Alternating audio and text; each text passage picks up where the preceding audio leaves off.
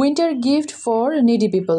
সময়ের প্রয়োজনীয়তা পূরণের লক্ষ্যে শীতার্ত মানুষের পাশে প্রতি বছরের ন্যায় এগিয়ে এসেছে A&Z চ্যারিটি ফাউন্ডেশন অর্গানাইজেশন। ফাউন্ডেশনটির পক্ষ থেকে প্রথম পর্যায়ে বিয়ানীবাজার উপজেলার ২ নং চারখাই ইউনিয়নের প্রতিটি গ্রামের শীতার্ত মানুষের মাঝে প্রায় ৩,০০০ কম্বল বিতরণ করা হবে। সম্প্রতি ইউনিয়নের ১ নং ওয়ার্ডের আদিনাবাদ ডেলাখানি জামে মসজিদ প্রাঙ্গণ থেকে কম্বল বিতরণ কার্যক্রমের আনুষ্ঠানিক উদ্বোধন করা হয়। A&Z চ্যারিটি ফাউন্ডেশন অর্গানাইজেশনের প্রতিনিধি চারখাই ইউনিয়নের সাচান সমাজ কল্যাণ সংস্থার সভাপতি শামিল আহমদ চৌধুরী জানান, A&Z চ্যারিটি ফাউন্ডেশন অর্গানাইজেশনের প্রতিষ্ঠাতা উপজেলার কাকরদিয়া তারাদল গ্রামের যুক্তরাষ্ট্র প্রবাসী আহমেদুল হক চৌধুরী ও লুৎফুন সুহেলির পুত্র রাসেল হক চৌধুরী ও তার সহধর্মিণী লিমা চৌধুরী ফাউন্ডেশনের সূচনা লগ্ন থেকে দেশের বিভিন্ন জেলার মাদ্রাসা, এতিমখানা, মসজিদ ও দুস্থ পরিবারের মানুষের পাশে থেকে মানব সেবা ও সমাজ উন্নয়নমূলক কাজে অবদান রেখে আসছেন। চ্যারিটি ফাউন্ডেশনের পক্ষ থেকে ২ নং চারখাই ইউনিয়নের প্রত্যেকটি ওয়ার্ডে কম্বল বিতরণ করা হবে। এর ধারাবাহিকতায় আজকে ১ নম্বর ওয়ার্ড থেকে আমরা কম্বল বিতরণ উদ্বোধন করলাম। পাশাপাশি আমরা এই ১ নম্বর ওয়ার্ডের প্রতিটি গ্রামে আমরা পৌঁছে দিয়ে এসেছি।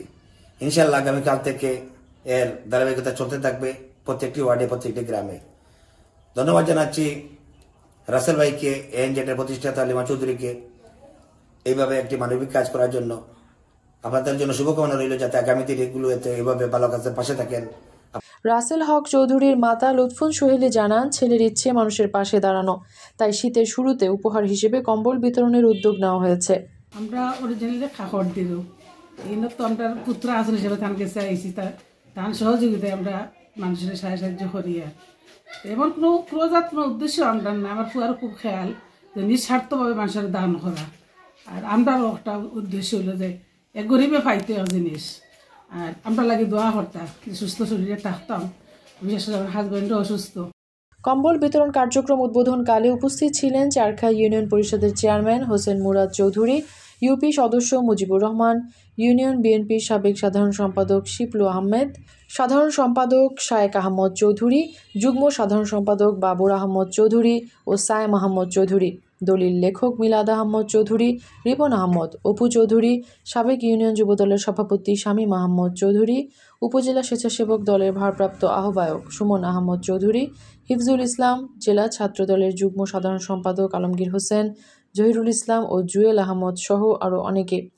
এ সময় উপস্থিত অতিথিরা সংগঠনের প্রতিষ্ঠাতাদের উত্তরোত্তর সাফল্য কামনা করেন এবং এলাকার বিত্তবানদের দুস্থ মানুষের পাশে দাঁড়ানোর আহ্বান জানান। আমরা ধন্যবাদ দিই আপনারা যে মানবিক কাম কাজ করা, আমরা দেখে খুবই ভালো লাগে। আপনারা যে কম্বল বিতরণের যে কর্মসূচি হাতত নিছেন, এটা বিগত এই ধরনের বড় প্রোগ্রাম ইতিমধ্যে সুরকাইতে আর কোনোদিন হয়েছে না যে একটা ওয়ার্ডও 500-600 কম্বল বিতরণ করে দেওয়ার।